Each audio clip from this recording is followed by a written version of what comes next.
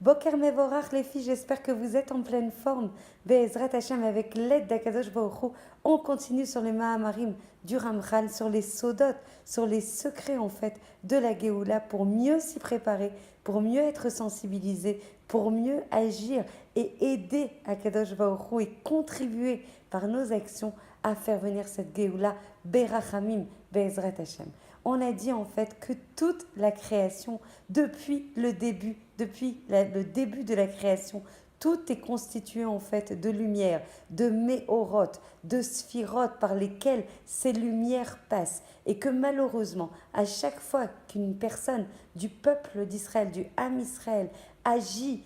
contre le Ratson d'Akadosh Baruch Hu, donc fait des avonot, fait des chataim, fait des peshaim, ça c'est les trois types de fautes que l'on peut faire malheureusement, chas vechalila, contre le Ratson d'Akadosh Baruch Hu. Qu'est-ce qui se passe quand on fait une faute selon son degré de gravité? On va toucher en fait, on va porter préjudice à ces tsinorotes, à ces conduits, à ces tuyaux qui permettent en fait à la lumière qui est de toute façon tout le temps à ISO, c'est-à-dire qu'elle est toujours avec la même camoute et la même intensité, ça va l'empêcher de descendre vers le Ham Israël, ça va l'empêcher de renforcer la Shrina, la présence divine d'Akadosh Baruch Hu. Et quand la Shrina, malheureusement, Chas vechalila, ne reçoit pas la lumière en fait dans le Olam Atarton, dans ce monde, alors forcément le Ham Israël qui est relié à cette présence divine, on dit que le lien entre le Ham Israël et la Shrina est un lien en fait de Khatan Vekala, donc ils irradient l'un vers l'autre, ils ont un effet de contagion, un effet de mécanique vertueux ou pas vertueuse malheureusement selon les situations entre eux. Donc si la Shrina, la présence d'Akadosh Baruch Hu dans ce Olam Atarton, elle est affaiblie par nos avonot, donc forcément par effet de chaîne, nous aussi on est affaiblis, nous aussi on manque de simcha, nous aussi on n'a pas une emuna shlema, nous aussi on est fragile au niveau même physique, au niveau de notre briout, parce qu'on sait que la briout, elle est induite et impactée par la force de la neshama, par la force du nefesh, par la briout de la neshama et la briout du nefesh. Donc du coup, quand il y a des avonotes, des péchés qui sont malheureusement réalisés par le Ham Israël, les lumières n'irradient pas au niveau en fait du Olam Atarton. Elles ont été, il y a eu un préjudice qui s'est opéré au niveau du pétard, comme on l'a explicité hier, le pétard au niveau des sphirotes qui conduisent en fait ces lumières, le pétard,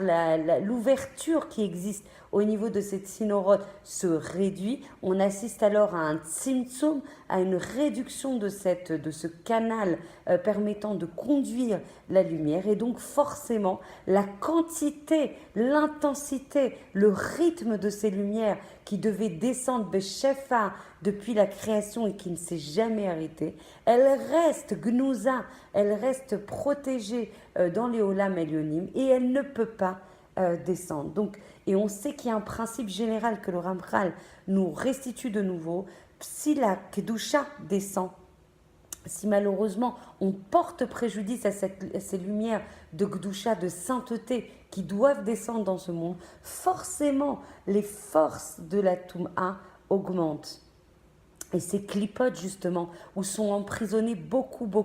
de nos neshamot quand on faute, ces clipotes sont l'expression justement d'un manque de Kedusha. Du coup en fait, qu'est-ce qui se passe au niveau du Ham Israël? La Shrina descend, le Ham Israël descend, et des fois on a malheureusement des makotes de la part d'Akadosh Baruch Hu, des réveils plus ou moins doux de la part d'Akadosh Baruch Hu, pour nous empêcher de descendre encore plus fort, encore plus bas dans ces kochot atuma. Il y a quelque chose qu'on doit savoir et qu'on doit garder en mémoire. À chaque fois qu'on faute, et qu'on ne fait pas de tchouva, toutes les mitzvot que l'on fait et qui sont arrivés après ce Havon, après ce Chet, après ce Pesha, il faut savoir que toutes les mitzvot qu'on réalise, elles partent dans les forces du mal. C'est-à-dire qu'on peut faire après un Maaseh Chamour, quelque chose qui est contre Akadosh Baruch Hu, grave, Et au lieu, en fait, qu'on fait cette fila juste après des Télim, le Perek Shira, du Chesed, de la Tzedaka, toutes ces forces, au lieu de rester dans la Gdusha, au lieu de rester pour renforcer la Shrina, elles vont partir vers la Sitra Achara, elles vont partir vers les forces du mal. Sauf si on fait tchouva au moment où avant de faire toutes ces mitzvot. Donc en fait, on doit avoir une immédiateté, une mamash, une tchouva immédiate, une charata, un regret immédiat par rapport à cette faute que l'on a commise. Sinon, toutes les choses, les mitzvot que l'on fait, les maasim tovim, le limud Torah malheureusement, partent et renforcent la sitra achara. Donc comme on l'a dit, par ce pétard qui se réduit, par cette ouverture qui se réduit, la simcha se rétracte en fait. Et du coup, depuis la destruction du Beth Amikdash, malheureusement, il n'y a pas de simcha amitique. J'ai lu en fait une histoire du rabbi de Rougine, Zecher Tzadik Vekadosh Livracha, qui disait en fait qu'à part Purim, ne riait jamais. Ça ne veut pas dire qu'il était triste, hein, Chas Veshalom. Il ne riait. Vous savez, le tzrok, c'est quelque chose de différent de la simcha. Le tzrok, c'est tout s'ouvre, tout le cœur s'ouvre, tout, on libère plein d'hormones, plein au niveau chimique, etc. Et lui, en fait, depuis le Beth Amikdash, depuis qu'il avait pris conscience, en fait, du Khorban du Beth Amikdash, il ne riait jamais, sauf à Purim. Et vous savez qu'à Jérusalem, il y a des gens qui sont très mahmirim et qui ne font pas de musique au-delà d'un instrument, qui n'utilisent pas plus d'un instrument pour marquer le fait qu'on ne peut pas rire. On ne peut pas, on peut être en simcha de tout ce qu'Hachem nous donne, etc. Mais c'est une simcha partielle, justement, parce que comment on peut être en simcha quand la Shrina est en galoute, quand Akadosh Baruch Hu, il n'a pas sa maison, quand la Shrina est aussi malmenée, piétinée par beaucoup de personnes, quand la malchoute d'Akadosh Baruch Hu est autant dénigrée, est autant malmenée. Et donc du coup, par rapport à ce tzimtzum, par rapport à cette réduction des forces de la Gdusha, par rapport à cette réduction des forces de la simcha amitit, je ne parle pas de la simcha, genre je fais un bon plaisir de la table, je vais m'acheter une belle robe, etc. Je ne dis pas ça, je parle de la simcha où on est plein d'Akadosh Baruch Hu, on est shlema avec Akadosh Baruch Hu, on jouit de sa chaleur, de sa proximité, de ses forces, où on n'a pas de doute, on n'a pas de tristesse qui nous traverse. Le Ramchal, il va dire que même dans les pérotes, c'est-à-dire que même dans les goûts des fruits, on retrouve justement cette force, ce manque de force et cette roulcha, cette faiblesse due à ce tzimtzum, à cette rétraction, cette dilution des forces qui descendent de ces méorotes et de ces sphirotes. Et on dit en fait que la réparation, et ça, je suis sûre que vous avez beaucoup écouté de cours par rapport à ça, pour réparer, redonner des forces à la Shrina, pour redorer la malchoute d'Akadosh Baruch Hu, pour ouvrir le pétard de ce conduit qui apporte la lumière, il faut bosser sur le yesod, sur la gdusha de la personne, sur la tzniut de la personne, sur la shmirat enaim de la personne, sur la shmirat de la bouche de la personne, sur la shmirat des oreilles de la personne. Tout ça pour réparer le yesod, pour réparer en fait l'alliance et donc la gdusha du Ham Israël avec Akadosh Baruch Hu. Et du coup, si on répare ce pétard, si on répare la gdusha du Ham Israël, alors on va avoir un gilouï beaucoup plus mouchlam de la Shrina dans ce monde, et on va avoir une revacha, quelque chose de plus large, une rechava, pardon, de plus large, pour permettre justement à toute cette lumière de descendre. Et donc du coup, on comprend beaucoup mieux pourquoi quand on dit que le Ham Israël descend, que la Shrina descend, comment on peut être asservi malheureusement par les Umot Haolam, par les Français, par les Américains, par les Allemands. On l'a été pendant tous nos exils, parce qu'il y a eu un kilkul, parce qu'il y a eu, comment on appelle un kilkul, il y a quelque chose qui a été abîmé en fait depuis le Khorban du Beth Amikdash, et du coup il nous manque cette lumière, il nous manque ce Koach, et donc on comprend beaucoup mieux malheureusement pourquoi le Ham Israël n'a pas encore recouvré l'ensemble de ses forces, l'ensemble de sa même chala. Tout est encore malheureusement, même si ça commence à filtrer, même si on commence à avoir une place centrale, même si au niveau économique, au niveau armé, au niveau reconstruction du peuple d'Israël sur sa terre, on voit que ça commence à revenir. Ça commence à revenir parce que la Kedusha du Ham Israël monte, parce que la Tchouva du Ham Israël monte, parce que la Shrina elle va recommencer à récupérer des forces, mais ça n'est pas assez aujourd'hui. Et c'est pour ça qu'on n'a pas malheureusement la Géoula, dit le Ramchal. Donc quand on a un Esther des Méhorot, du coup, on a en fait une galoute et un shiaboud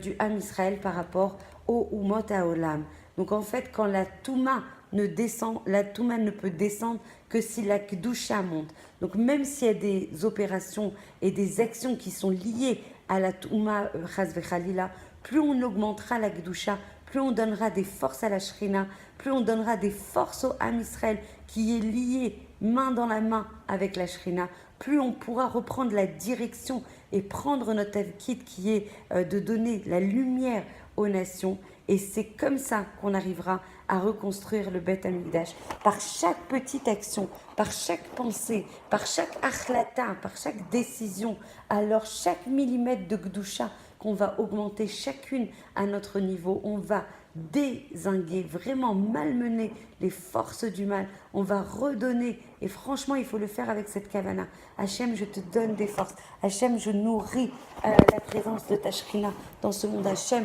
j'ouvre les méhorot et les tzinorot de bénédiction, de shefa, de briout, de parnassa, de zivugim que tu veux nous envoyer. C'est nous qui bloquons l'arrivée de toutes ces Yeshuot. Donc, c'est vrai qu'on va aller sur les kivrei tzadikim, c'est vrai qu'on va demander des brachot aux grands géonim, etc. Mais si à un moment, on était juste vrai et authentique et qu'on se recentrait sur notre responsabilité, sur nos engagements. Je sais que je vous livre des cours qui ne sont pas simples, qui ne sont pas ceux qu'on écoute tous les jours, mais je vous assure que là est l'essence de notre action, c'est de comprendre qu'à chaque action que l'on fait bien, on répare les tsinorotes, les conduits, on répare la possibilité de recevoir cette lumière, on renforce la Shrina, et justement on renforce la Shrina, on renforce Akadosh Baruch Hu dans sa capacité à nous envoyer cette Géoula, Bezrat Hashem Berachamim. Je vous embrasse très fort et je vous engage d'un point de vue mamash, conscience, responsabilité, engagement, satisfaction pour Akadosh Baruch Hu, d'envoyer ces cours sur tous les réseaux, sur tous les médias. Si on comprend à quel point on est responsable de l'arrivée de cette Géoula, alors Bezrat Hashem,